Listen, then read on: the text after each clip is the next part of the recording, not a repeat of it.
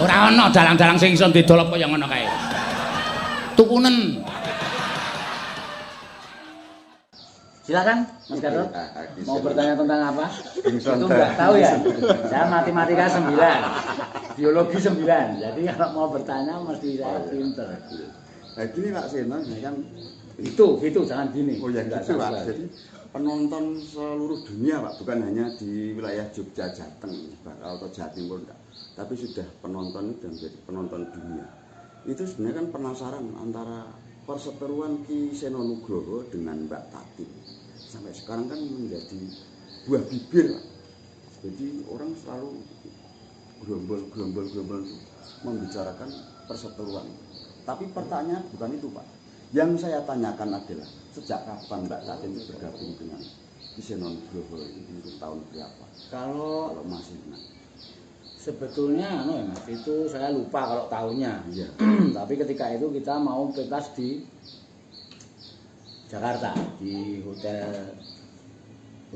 Indonesia Plaza. Nah, itu kebetulan ada beberapa sindir saya yang nggak bisa ikut. Lalu saya bilang kepada teman-teman Wiyogo, coba cari sinden yang bisa melengkapi skuad kita, performa. Oh iya. Kayak bal-balan itu. Terus ada yang bilang, udah Tatin aja. Tatin ini sopo? Saya belum tahu itu. Tatin ini putrane Bu Sri Lungit. Sindene Suwardi Pak Haji Sugeng. Wah itu mesti apik anak sinden. Ah ternyata enggak. Berarti habis kebacut dijawab. Ya sudah enggak apa-apa. Terus ikut saja di sana. Tapi gini loh Mas. Sinden itu ada yang bersuara bagus. Ya. Tapi hanya sebatas suara. Dia tidak bertalenta. Maksudnya bertalenta dia tidak punya kelebihan. Kelebihan apa itu yang bisa menarik penonton.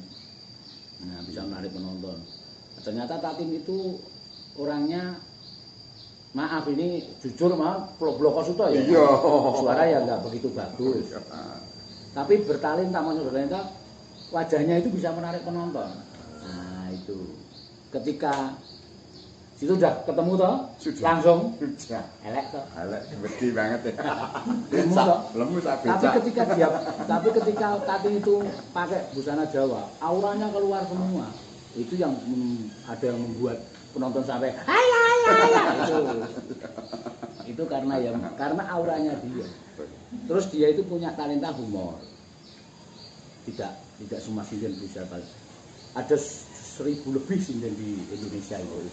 Tapi nggak bisa humor yang saya maksud humor di sini itu bukan humor belangkon, tapi humor apa ya? Humor spontan yang saya utarakan itu dia selalu bisa nyaut meskipun banyak orang yang bilang bahwa wah saat ini ngomong kalau dalangnya sok kurang ajar. Memang itu bukan nggak kurang ajar, memang nggak saya batasi.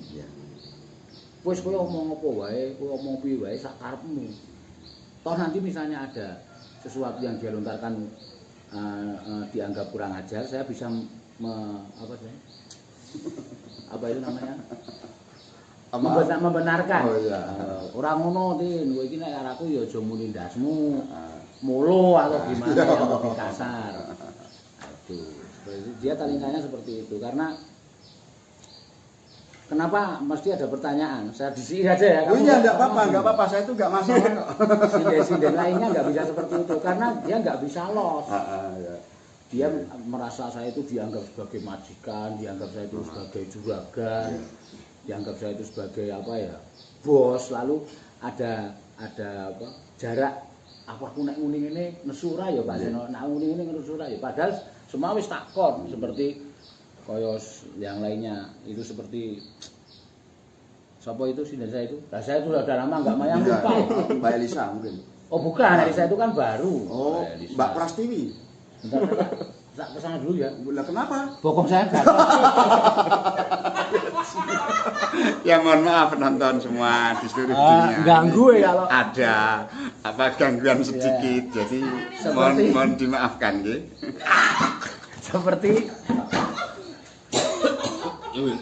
Seperti oh ngendal saya pakai empring oleh ngukur situ itu seperti siapa itu TV. Iya. Nah, itu tapi semua itu tergantung sifat. Jadi tadi itu sifatnya dor apa-apa. Nek kaya TV itu wonge menengan. Nanti nek dikon omong kasar sithik ora gelem. Padahal kita harus tahu apa gimana caranya merekrut penonton sedemikian rupa. Jadi Mbak Tatin itu menurut Pak Seno itu termasuk sinden yang cerdas, tapi juga bertalenta tuh. Pripun Pak menurut panjenengan itu? Nah, penyanyi langsung perso lho Pak. Enggak cerdas. Oh, mboten cerdas. Biasa saja. Tapi bertalenta. Makanya bertalenta dia punya kelebihan lain. Kelebihannya apa saja Pak selain tadi yang sudah Jadi maksudnya kan itu kamu bos jorok ini. Bertalenta itu wajah bisa merekrut penonton, lalu bisa humor, bisa yang lainnya pokoknya ya dia bagus. Dan ada satu lagi yang bisa mengikuti jejak Tatin berhumor dengan saya dengan agak lepas itu ya hanya Elisa. Oh, iya. Lalu ada satu lagi. Siapa? Prastini. Itu malah melebihi Tatin. Tapi karena jarang saya munculkan, karena saya khawatir sinden itu nggak punya kampas. Jadi bengkel apa piye? enggak, ininya loh. Itu kalau direm itu bablas terus. Jadi dia mau menyebutkan apa itu yang harusnya nggak pantas disebutkan tuh sebutkan sama Prastini. Nah itu di situ itu. Nah, jadi ya memang kalau netizen mengatakan bahwa perseteruan antara saya dengan Tatin itu bukan perseteruan karena itu apa trik dari entertain Profesional Pak. bukan bisa trik entertain. Nah, WhatsApp. itu trik. Kalau di luar sebetulnya saya itu enggak waduh nada waduh. Kalau itu sebetulnya kita enggak berseteru. Oh, Ya cuma di panggung saja. Ya perlu saya luruskan karena panggung itu kebutuhan orang banyak. Yeah. Itu tempat untuk kita menghibur orang banyak. Nah kan kalau dikatakan berseteru ya artinya berarti kan digarisbawahi bahwa itu tidak. Nek Kulino diposisikan di bisu-bisu itu tidak hanya Mbak Tatin saja, ini ya banyak. Tapi ya itu kan kemesraan ya. Nah, kemesraan seorang dalang. Jangan salahkan itu bahasa seniman.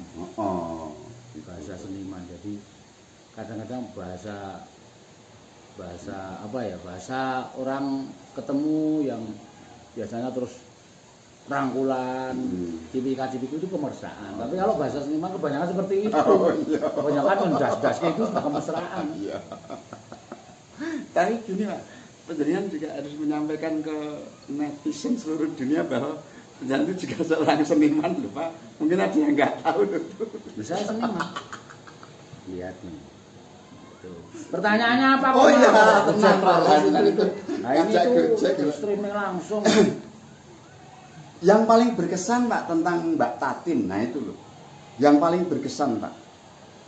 Ada nggak? Wah, Tatin itu nek nembang iki, umpamane utawa nek gojek iki dan lain sebagainya. Utawa sing paling disengiti lah ngono, paling ora disenengi. Yang paling berkesan, Pak. Yang Wah, paling ini saya nggak pernah.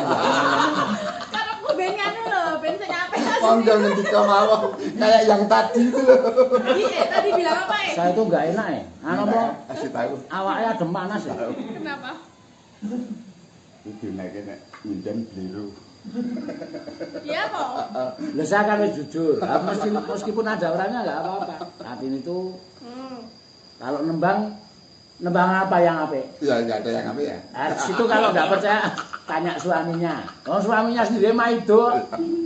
Nembangan itu ora apik, tapi dia punya talenta. Ora sae, Punya aura. Pak. Aura. Aura. Itu yang menarik. Sampai ada penonton yang kenapa sih? Ayah. Itu karena memang sudah sangat tertarik. Lah itu yang sinden lain tidak punya. Ya terus yang ndak ramet tuh. Ya mau di sini enggak apa-apa, ambilkan kursi. Ah, enggak apa-apa. Enggak. Oh ya, terus begitu Mbak Tatin muncul pertama bareng Ki Seno Nugroho itu dalam posisi dia sudah berumah tangga atau masih lajang Mbak? Belum, kayaknya ikut saya itu belum rumah tangga. Oh, masih gadis ya? Ya. Oh ya kalau gadis nggak tahu. Oh. Belum, yang jelas belum. Karena Mbak Tatin apa itu Rabi, Ya. itu saya yang mayang. Oh gitu. Iya. Waktu itu lakonnya apa Pak? Waktu mayang. Nah, saya lupa itu kalau lakon nggak saya. Yang Iya. jelas kalau dibayar atau enggak saya ingat enggak. Ya. Yang pasti nggak dibayar. Ya. Nah sekarang gini Pak, Mbak Tatin tuh kalau menurut Pak Seno itu karirnya menanjak itu mulai tahun berapa saja? Karena kan yang saya penonton tahunya itu Mbak Tatin diangkat karirnya menjadi fenomenal itu oleh dalang yang mineral. Dalang mineral itu artinya milenial dan viral. Disingkat mineral itu Ki Seno Nugroho ini. Itu sejak tahun berapa? Tahun pinten. Kalau tahunnya saya kurang tahu juga, tapi ketika saya sudah mulai mengojoki Tatin bahwa yuk kita buat humoran ini bujukan ini, dia sebetulnya sudah mulai menanjak. Cuma namanya dikatrol itu tidak bisa dipungkiri oleh semua seniman ya. Namanya dikatrol karena ada medsos YouTube. Terus kita buat channel Dalang Seno, kita buat channel yang lainnya, itu namanya baru terangkat. Seperti saya juga namanya terangkat itu karena channel-channel itu, bukan karena apa ya, bukan karena sebetulnya saya itu dalang yo rape. Oh ya menyadari. Sama, dia nyinden yo rape, saya main yo rape. Rape ketemu rape. Tapi ini dadine plus Pak. Tapi nggak tahu karena apa, itu penilaian penonton saya nggak bisa menilai. Itu pendapat penonton sampai sekarang ya alhamdulillah kita bisa selalu mengembangkan atau melestarikan wayang kulit dengan teman-teman warga laras juga. Kesannya mau Mas Burung? Ini Pak yang jadi sekarang itu yang lagi booming di masyarakat seluruh dunia Pak. Seluruh dunia itu ada apa Pak? Agak kalau makbum. Oh jedot ya jedot. Oh iya. Itu yang jadi masalah itu kan perseteruan antara Mbak Tatin dengan pengendang jaipong Denko jaipongnya Indonesia itu sebenarnya bagaimana menurut Pak Seno dan harus dibagaimanakan itu solusinya gimana? Nah itu sebetulnya kan cuma semua teman-teman BL nggak tahu, sama teman-teman sini juga nggak tahu. Sandiwara itu sebenarnya mau saya teruskan. Tapi ketika hari apa itu saya menghadirkan Denko sama Tatin, itu udah cekcok di depan rumah saya itu. Ramai sekali sampai ini tonggo-tonggo itu datang semua, ada apa? Nah, saya bilang tidak ada. Kemarin dijawab apa-apa ada. Nah itu tak bisa. Wis rasa terus ke Sandiwarane. Pokoknya itu orang terima, Tatin seperti itu. Denko kan nggak banyak omong tapi cuma diam tapi kalau gemeremeng itu. Wis Sandiwarane sesuk neruske sesuk gampang. Sesuk nek wis ana suasanane kondusif aku. Itu kan ada desa-desus juga Pak itu kan. Densus apa desa? Desus kok Denko to Pak itu. Itu kan perseteruan Mas Denko sama Mbak Tatin tuh juga mungkin ada suaminya Mbak Tatin itu nggak tahu tuh terima apa enggak itu kan. Oh saya nggak tahu itu. Tapi memang dengar-dengar karena itu kenyataan loh. Banyak sekali yang nggak percaya bahwa itu hanya sandiwara. Saya itu banyak sekali WA atau SMS yang mengatakan bahwa gimana Pak Seno ini sudah selesai apa belum problem dari warga laras. Bahkan simak saya sendiri saja ngebel langsung. Lah piye gawe malah do padu koyo. Tapi justru itu saya senang sekali. Sukses Berarti peran dari Tatin dan Denko itu betul-betul jalan dan itu tidak saya konsep, memang itu apa adanya di situ. Terus ada respon dari suaminya Mbak Tatin nggak itu tentang perseteruan Mas Denko sama? Kalau itu saya malah nggak tahu. Ya, saya nggak tahu itu problem rumah tangga. Bagian di luar area warga laras itu Pak ya. Itu kan Mungkin kalau sedikit-sedikit kabar yang saya terima itu bukan karena marah sama Denko, marahnya sama Tatin sendiri. Karena ketika Mbak Tatin nesu itu pulang itu ternyata celananya tambah besar. Saya harus muncul ya. Ya, muncul. Harus klarifikasi. Terus ngebaki pemean, yang lain-lain nggak dapat tempat. Jadi kelambinya anaknya nggak garing. Kalau ada pertanyaan seperti itu harus di-cut, nggak boleh yang itu pribadi. Loh ini kan Realita itu fakta. Realita emang udah pernah lihat, Pak? Fakta. Ya pernah kan? Mas Ena, Hei, udah pernah lihat? Pernah Pak, pernah lihat celananya Pak. siapa? Itu dia. Nah, saya cuma kabar dari suami. Jepitannya itu sampai habis 8 kok gimana? Biasanya cuma 6 kok jepitannya sampai 8. Ketoknya besok udah harus slap ya tentang itu ya. Mas Gatot mau nggak?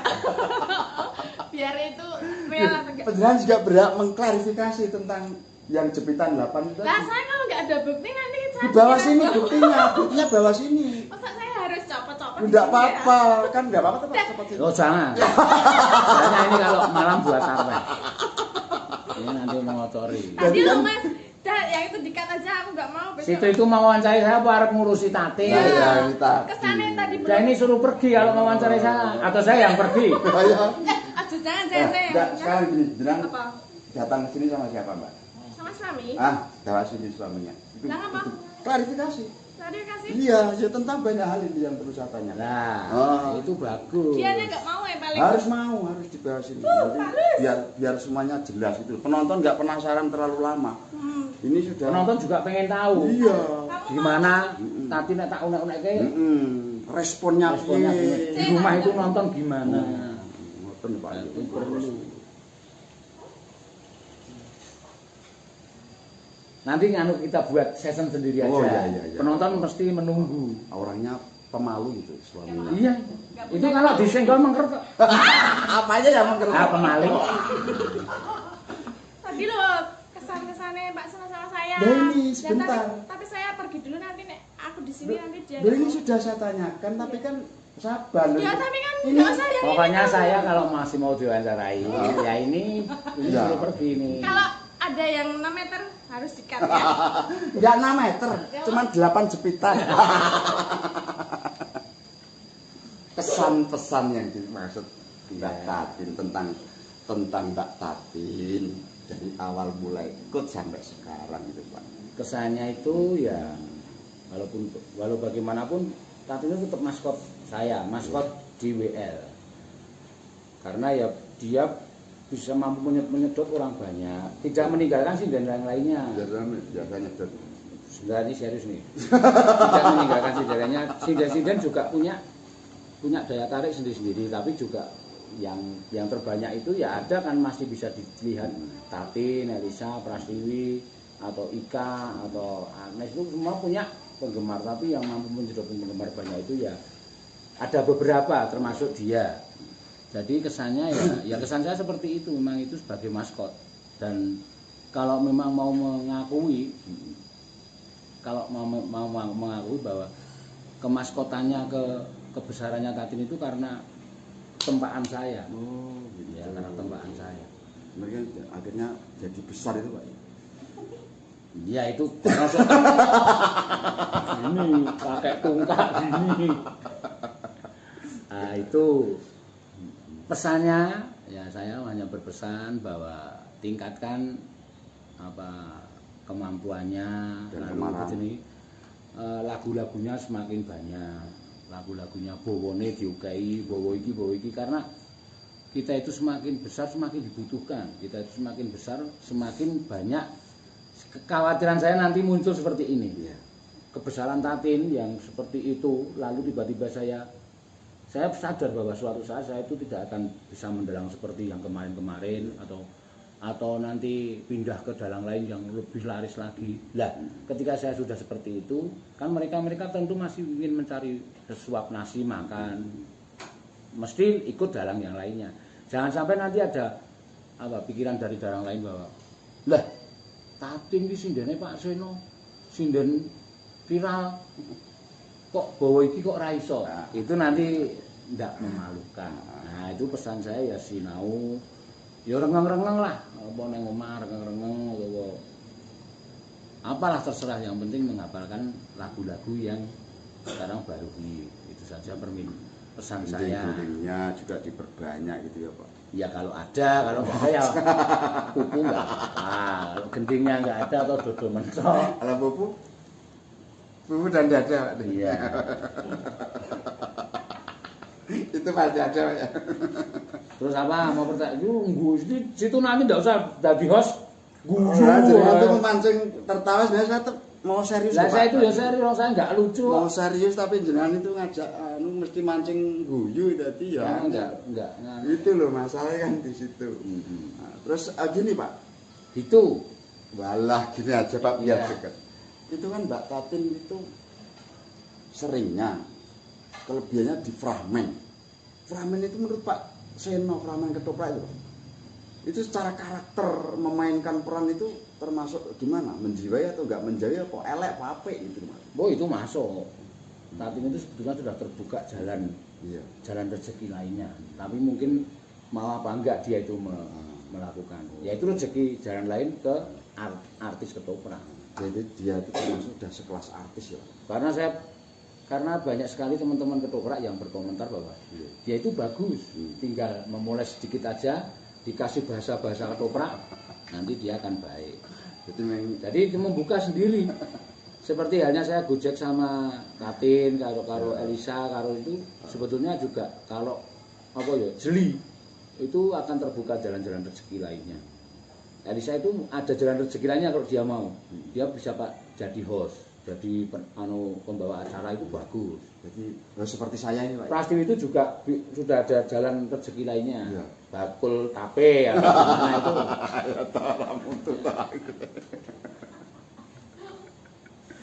Selanjutnya Pak ini dengan menyikapi keadaan hari ini, keadaan saat ini yang akhirnya banyak seniman yang vakum, banyak seniman yang nganggur, adanya isu atau memang bener corona virus. Nah, monggo Pak menjenengan kesan dan pesannya atau mungkin mau menyampaikan pesan apa untuk konco-konco seluruh dunia itu seperti apa? Oke, kalau ini pesan-pesan saya tidak ke penjenengan, tapi akan saya pesankan kan ke teman-teman semua, terutama teman-teman seniman, bahwa diakui atau tidak, pertama kali yang membuat wayang di suasana COVID-19 dengan wayang Cilimen, itu saya dan teman-teman Warbolaras. Bukannya apa-apa, tapi monggo, kita selalu berkarya, kita selalu berusaha membuat sesuatu yang kita bisa, yang sebaiknya bisa untuk tombo atine dewi. Dan sekarang sudah berjalan lancar. Mas Cahyo Kundadi sudah menggunakan wayang elektrik. Lalu Mas Kangko sudah pentas kemarin malam Sabtu, sukses luar biasa. Sang maestro kemudian saya Kimantar Sudarsono juga sudah pentas luar biasa. Seperti itulah yang saya harapkan. Jadi jangan berpangku tangan, jangan hanya bermalas-malasan, jangan hanya menunggu, tapi kita buat sesuatu. Itu akan menjadi obat untuk pikiran kita sendiri sebagai seniman dan juga untuk menghibur para yang terdampak di rumah. Oke. Itu ya. Apa ini artinya? Tadi, Ini apa artinya? apa tepuk tangan? Oh bukan. Itu goblok. Bos goblok itu. Goblok. Ini membasuh tangan. Oh, itu ya ada airnya. Ya ada airnya. Pakai masker, jaga jarak. Dengarkan ya. Tidak usah terlalu percaya kepada berita-berita yang hanya untuk membingungkan kita, karena sekarang itu banyak sekali berita-berita yang membingungkan kita. Seperti contohnya, sekarang di mana-mana ada maling. Situ saya tahu siapa malingnya, tanya Pak Seno. Saya itu serba tahu. Malingnya namanya Mas Jarene. Jarene melayu ngidul, jarene melayu ngulon, jarene melayu ngetan, tapi enggak ada apa-apa. Tenang di rumah, jaga rumahnya sendiri-sendiri. Oke, terima kasih. Selamat sore. Nah, sini Ora ana dalang-dalang sing iso didolop kaya ngono kae. Tukunen